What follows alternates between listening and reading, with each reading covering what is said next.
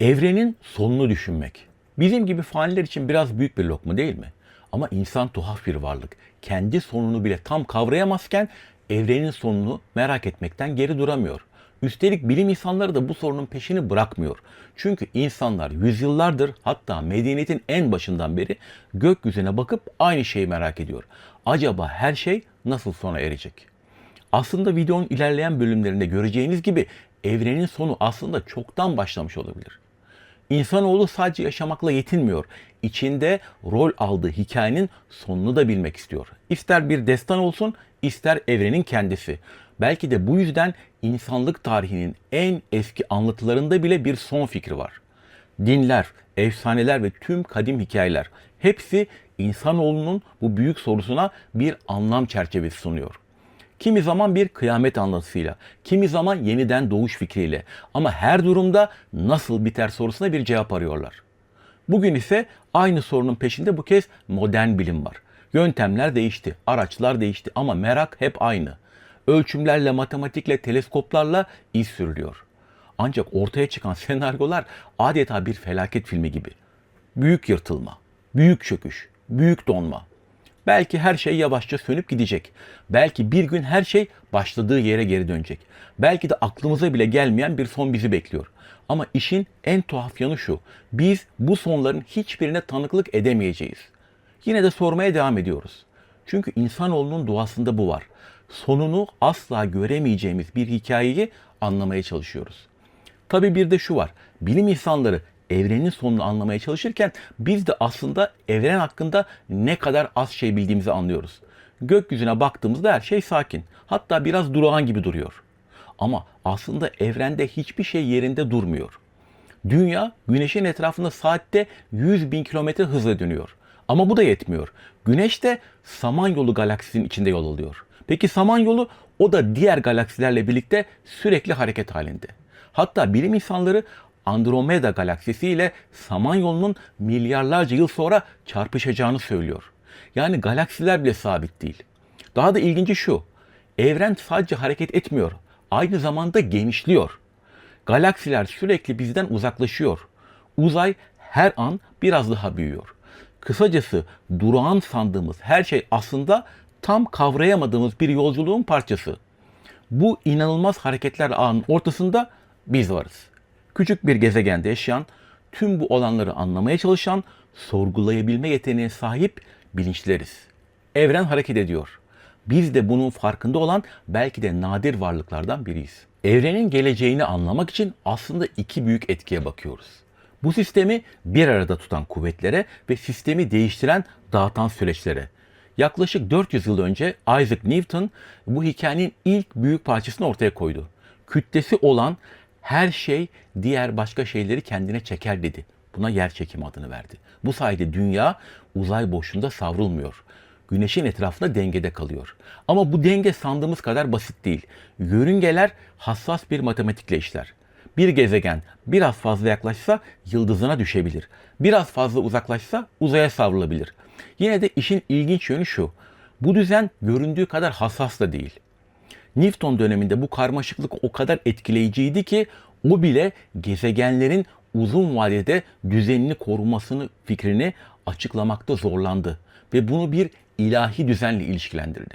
İlahi düzene itirazım yok. Ancak bugün bu hassas dengenin de fizik yasalarının sonucu olduğunu biliyoruz.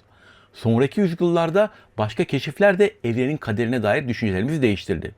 Bunlardan biri 19. yüzyılda geliştirilen termodinamiğin ikinci yasasıydı. O da şu: enerji zamanla yayılır. Sıcak olan şeyler soğuk, soğuk olan şeyler ısınır. Yani aradaki farklar azalır. Asıl mesele de şu: bu yayılma düzenli bir yapının bozulması anlamına gelir.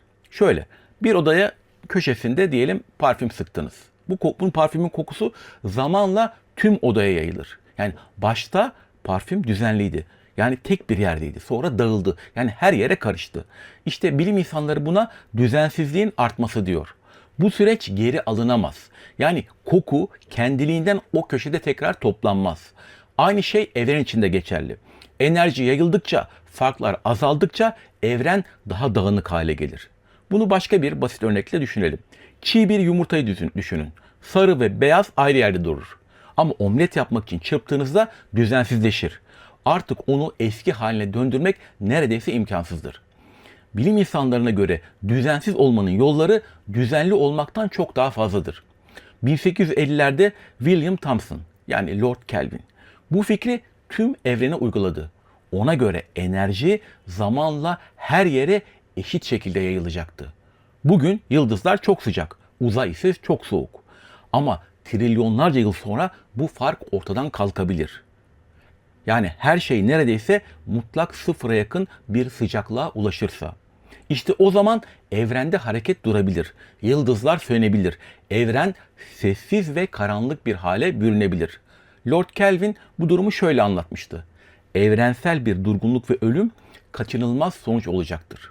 İşte biz bu senaryoya evrenin ısı ölümü ya da büyük donma diyoruz. Elbette tüm bilim insanları bu düşünceyi onaylamadı. Çoğu evrenin değişmeden sonsuza kadar var olacağını düşündüler. Ama çok geçmeden evrenin sandığımızdan çok daha dinamik ve sürprizlerle dolu olduğu anlaşılacaktı. 1920'lerde gökbilimci Edwin Hubble önemli bir şey fark etti. Gökyüzünde nereye bakarsanız bakın çoğu galaksi bizden uzaklaşıyordu. Üstelik ilginç bir kural da vardı. Bir galaksi ne kadar uzaktaysa bizden o kadar hızlı uzaklaşıyordu. Bu keşif evrenin sabit olmadığını gösterdi. Yani evren genişliyordu. Bu da şu anlama geliyordu. Eğer zamanı geriye sarabilseydik evrenin geçmişte daha küçük olduğunu görürdük. Peki ya daha da geriye, en geriye gidersek her şeyin inanılmaz derecede yoğun ve sıcak olduğu bir başlangıç noktasına ulaşırdık. Bilim insanları bu ana büyük patlama diyor. Big Bang. Bugün bu düşünce sadece bir teori olarak da kalmıyor. Aksine yaptığımız gözlemler tarafından destekleniyor. Örneğin galaksilerin bizden uzaklaştığını görüyoruz. Bu evrenin hala genişlediğinin en açık kanıtlarından biri. Bir diğer önemli kanıt ise kozmik mikrodalga arka plan ışıması. Bunu evrenin bebeklik fotoğrafı gibi düşünebilirsiniz. Büyük patlamadan yaklaşık 380 bin yıl sonra evren yeterince soğudu ve ışık ilk kez serbestçe hareket etmeye başladı. İşte bugün uzayın her yönünden gelen çok zayıf bir enerji parıltısı olarak ölçtüğümüz bu ışık o erken dönemden bize ulaşan bir tür kozmik yankı. Bir başka kanıt da evrendeki elementlerin dağılımı. Evrenin büyük bölümü hidrojen ve helyumdan oluşuyor. Bilim insanları büyük patlamanın ilk dakikalarında gerçekleşen fizik süreçlerini hesapladıklarında tam da bu oranlara yakın sonuçlar elde ediyorlar. Yani evren adeta kendi kimyasal yapısıyla bize geçmişini anlatıyor. Ama hala çözülemeyen büyük bir gizem var. Büyük patlamadan önce ne vardı? Bu soruya şimdilik verecek hiçbir cevabımız yok. Genişleyen bir evren fikri az önce bahsettiğim evrenin sonu senaryosuyla da uyumlu. Yani büyük donma ile. Bu senaryoya göre evren genişlemeye devam eder. Madde giderek daha seyrek hale gelir. Trilyonlarca yıl boyunca yıldızlar doğar, yaşlanır ve ölür. Dev yıldızlar patlayarak kara deliklere dönüşür. Galaksiler sönmeye başlar. Çok daha uzak bir gelecekte kara delikler bile yavaş yavaş buharlaşarak yok olabilir. Geriye kalan şey devasa, karanlık ve neredeyse tamamen hareketsiz bir evrendir. Kozmolog Katie Mack, insanların bu fikri pek sevmediğini söylüyor. Çünkü ona göre bu son fazlasıyla hüzünlü. Mack, evrenin kaderini anlattığı Her Şeyin Sonu, The End of Everything, Astrophysically Speaking adlı kitabında bu ihtimalleri detaylı bir şekilde inceliyor. Ama aslında endişelenmemize gerek yok. Bu senaryonun gerçekleşmesi yaklaşık 10 üzeri 40 yıl sürebilir. Bu sayı birin yanına 40 tane sıfır koymak demektir. Bilim insanlarına göre evrenin yaşı yaklaşık 13,8 milyar yıl. Yani kabaca 10 üzeri 10 yıl. 10 üzeri 40 yıl evrenin yaşından yaklaşık 10 üzeri 30. Yani 1 trilyon çarpı trilyon çarpı trilyon kat daha uzundur. Bu gerçekten insan zihninin kavramakta zorlanacağı kadar büyük bir sayıdır ve zamandır tabii ki. Yani dünyanın ya da insanlığın bunu görme ihtimali neredeyse yok. O zamana kadar tüm insanlar başka gezegenlere yayılmış, yeni türlere evrilmiş ya da çoktan tarihe karışmış olabilir. Tabii ki evrenin sonu bu kadar sessiz sedasız gerçekleşmeyebilir. Belki de en ürkütücü ihtimal şu: evren büyük bir patlamayla değil, içten içe yırtılarak sona erebilir. Kafanızda canlandırmaya çalışın. Galaksiler parçalanıyor, yıldız sistemleri dağılıyor, gezegenler kopuyor. Hatta atomların kendisi bile ayrılmaya başlıyor. Bilim insanları bu senaryoya büyük yırtılma diyor. Eğer evrenin genişlemesine neden olan gizemli etki, buna karanlık enerji diyorlar, zamanla daha da güçlenirse bir noktada uzay zaman dokusu bile dayanamayabilir. Ama hemen panik yapmaya gerek yok. Bazı modellere göre bu olayın gerçekleşmesi için bile önümüzde en az 20 milyar yıl var. Yine de düşüncesi bile rahatsız edici. Çünkü bu evrenin soğuyarak değil, parçalanarak yok olması anlamına geliyor. 20. yüzyılın sonlarına kadar bilim insanlarının büyük bölümü evrenin genişlediği konusunda hemfikirdi. Ancak bu genişlemenin zamanla yavaşladığını düşünüyorlardı. Mantık basitti. Tıpkı havaya atılan top gibi. Top yukarı doğru hızla çıkar, hızı giderek azalır ve sonunda yer çekimine yenilip geriye düşer.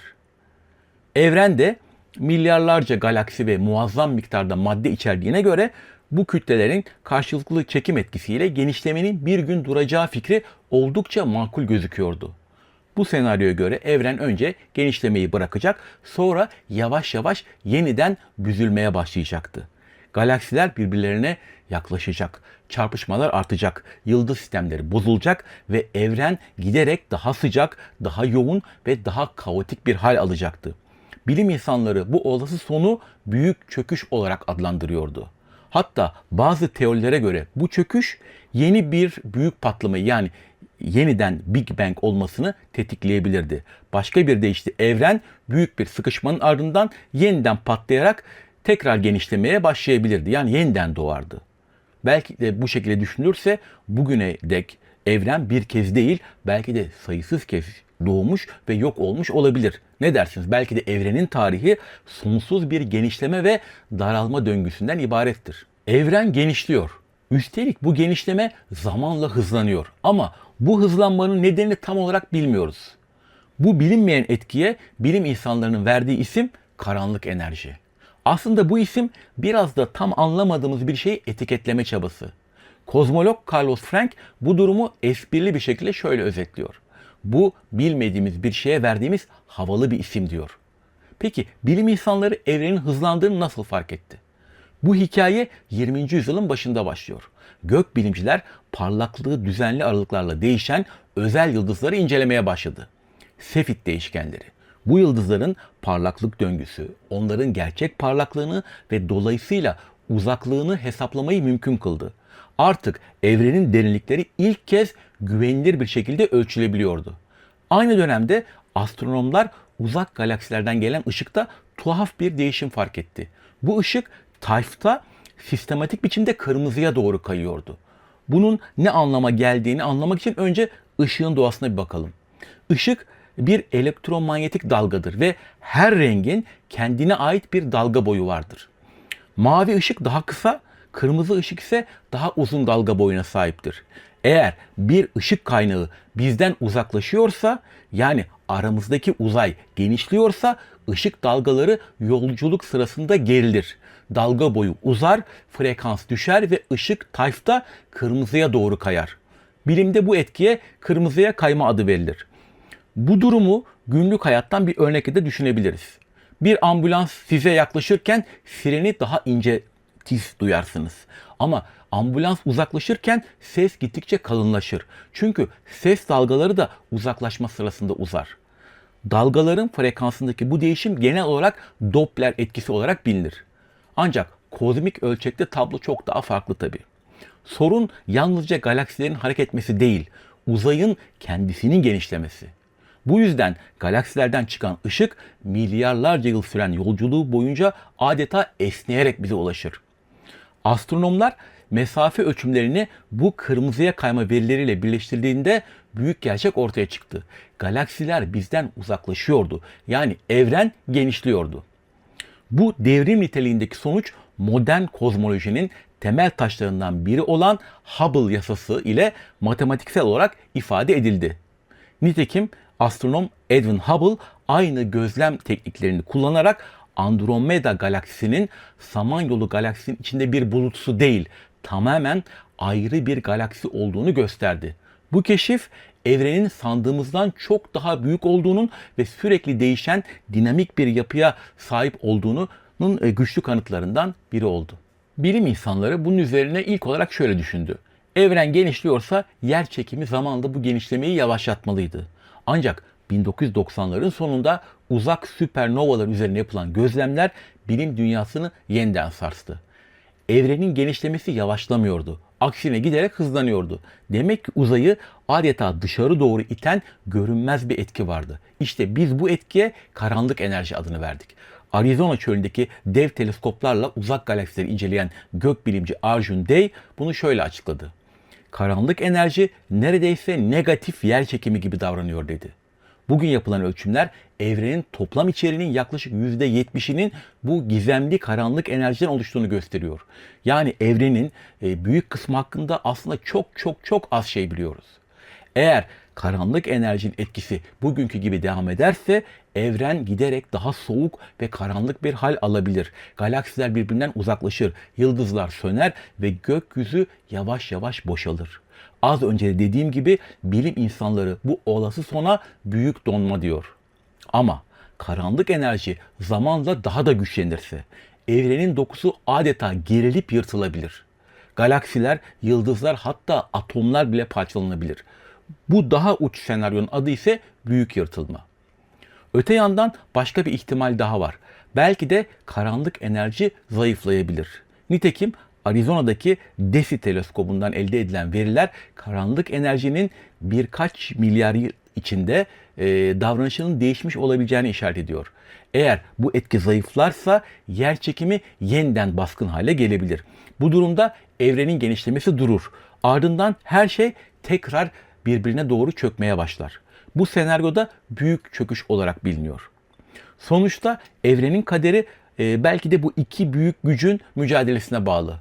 Her şeyi bir arada tutan yer çekimi ve her şeyi birbirinden uzaklaştıran karanlık enerji. Peki hangisi kazanacak?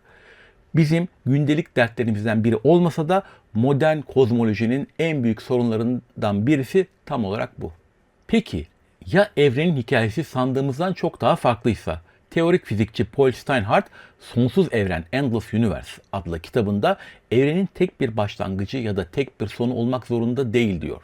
Steinhardt'a göre evrenin sonsuz sayıda genişleme ve daralma döngüsünden oluşan bir ritmi olabilir diyor. Ona göre evren bir süre genişler, sonra yavaş yavaş daralmaya başlar. Aşırı sıkışma sonucunda patlar ve yeniden genişleme dönemi tetiklenir. Yani bugün büyük patlama dediğimiz olay mutlak bir başlangıç değil, önceki bir evrenin çöküşünden sonra gerçekleşen kozmik bir geri sıçrama olabilir diyor. Bu düşünce büyük patlama modeline alternatif bir bakış sunuyor. Çünkü standart senaryoda hala tartışılan bazı temel sorular var. Örneğin evrenin birbirinden akıl almaz uzaktaki bölgeleri neden bu kadar benzer özellikler taşır? Madde neden bu kadar düzgün dağılmış görünür? Ve gerçekten her şey tek bir başlangıç anından mı oluşmuştur? Steinhardt ve çalışma arkadaşları bu sorulara farklı bir yanıt vermeye çalıştı. Onlara göre evrenin geçmişinde çok uzun süren bir daralma dönemi yaşanmış olabilir. Bu süreç evrenin bugünkü büyük ölçek düzenini açıklayacak fiziksel koşulları hazırlamış olabilir. Bu yüzden döngüsel evren fikrinde, yani bu fikirde patlama merkezi bir rol oynamaz. Asıl önemli olan şey evrenin zaman zaman sıkışıp sonradan yeniden doğmasıdır. Eğer bu model doğruysa içinde yaşadığımız kozmos ilk evren olmayabilir. Belki de biz sonsuz sayıda doğup yok olan evrenlerin sadece son halkalarından birinde, yani en son patlamadan yaklaşık 14 milyar yıl sonrasında yaşıyor olabiliriz. Aslında sürekli genişleyip daralan döngüsel evren fikri bile ortaya atılan en garip senaryo değil. Kozmolog Katie Mack evrenin teorik olarak çok daha kötü, çok daha dramatik bir şekilde sona erebileceğini söylüyor. Örneğin kuantum fiziğinin garip kurallarına göre uzayın herhangi bir noktasında bir baloncuk oluşabilir. Bu baloncuk ışık hızında büyüyerek önüne çıkan her şeyi yok edebilir. Mack bu baloncuğa esprili bir ad da vermiş. Kuantum ölüm balonu. Gerçekleşme ihtimali son derece düşük ama fizik yasalarına göre tamamen imkansız değil. Neyse, şu ana dek değindiğim tüm senaryoların ortak varsayımı şuydu. Evrenin tek olduğu. Bir başka çarpıcı fikir ise evrenimizin aslında tek başına olmayabileceğine dair. Fizikçi Andrei Lind, modern kozmolojinin en etkili teorilerinden biri olan kozmik şişme modelinin çok sayıda mini evren üretmiş olabileceğini öne sürüyor. Bunu bir futbol topuna benzetebilirsiniz. Topun üzerindeki siyah ve beyaz bölümler gibi. Biz yalnızca kendi evrensel, kendi kozmik mahallemizi görüyor olabiliriz. Evren genişlemeye devam ettikçe bazı bölgeler birbirinden tamamen kopabilir ve bu bölgelerde yaşayan varlıklar diğer evrenlerin varlığını asla fark etmeyebilir. Lind bu durumu şöyle özetliyor. Evrenin bir kısmı sona ererken başka bir kısmı yeniden doğuyor olabilir. Evrenin nasıl sona ereceğini hayal etmek bilim insanlarına çok uç fikirleri test etme imkanı da veriyor. Aynı zamanda bugünkü teorilerimizin sınırlarını da gösteriyor. Gökbilimci Arjun Dey'in dediği gibi teorilerimiz hayal gücümüzle sınırlıdır. Peki evren nereden geldi, nereye gidiyor? Bu sorular bilim tarihinde devrim niteliğinde keşiflere yol açtı. Yeni teleskopların, yeni teknolojilerin ve yepyeni fikirlerin ortaya çıkmasını sağladı. Bilim ilerledikçe evreni anlama yaklaşımımız da değişti.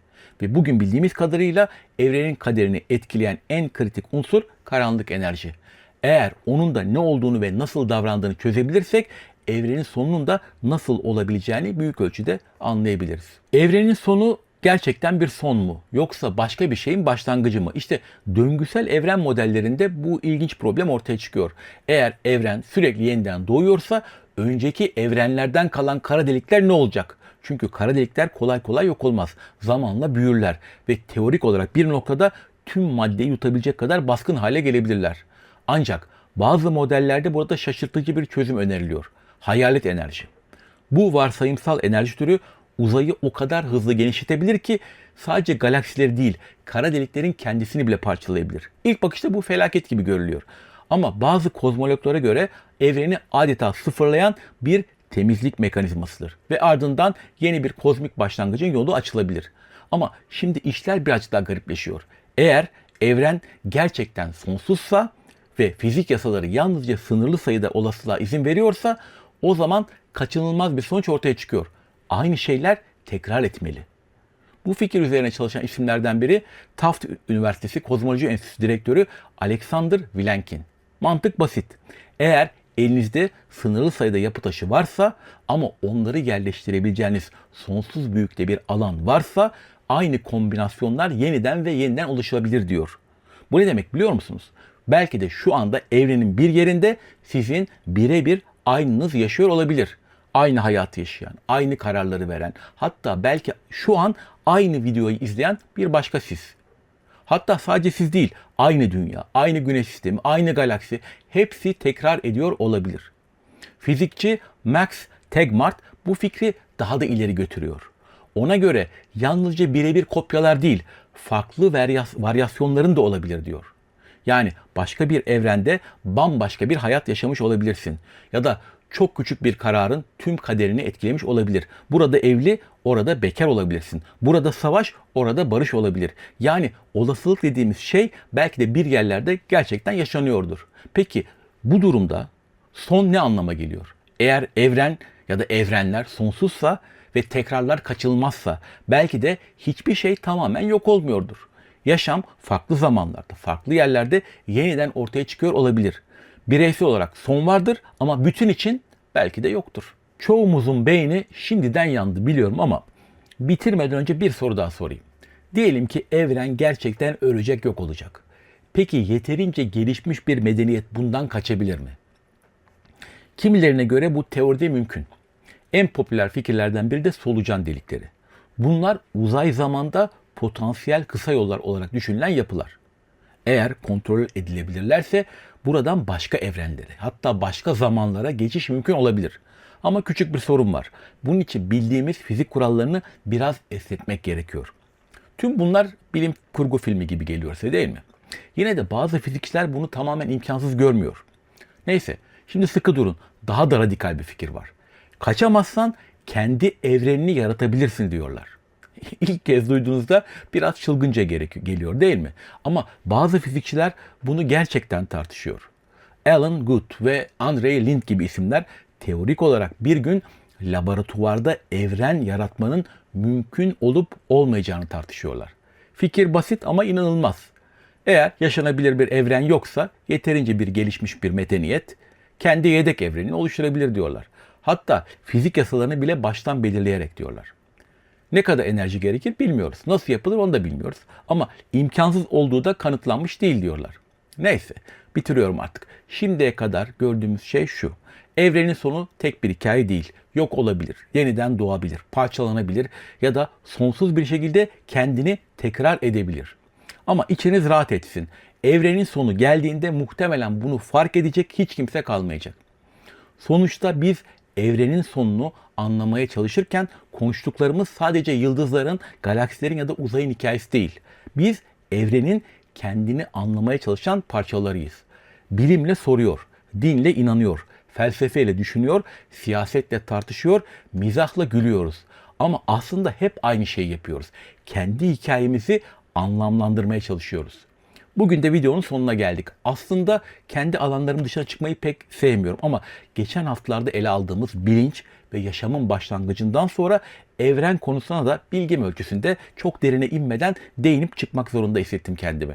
Peki siz evrenin sonunun nasıl olacağını düşünüyorsunuz? Büyük donma mı, büyük çöküş mü, yoksa sıradan ölümlerin sınırlı zekasıyla bu konulara kafa yormasını zaman israfı olarak mı görüyorsunuz?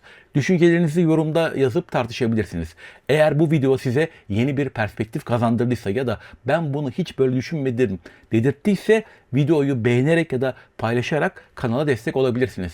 Abone olup bildirimleri açarsanız yeni içerikleri de kaçırmazsınız. Bir sonraki videoda görüşmek üzere. Hoşça kalın.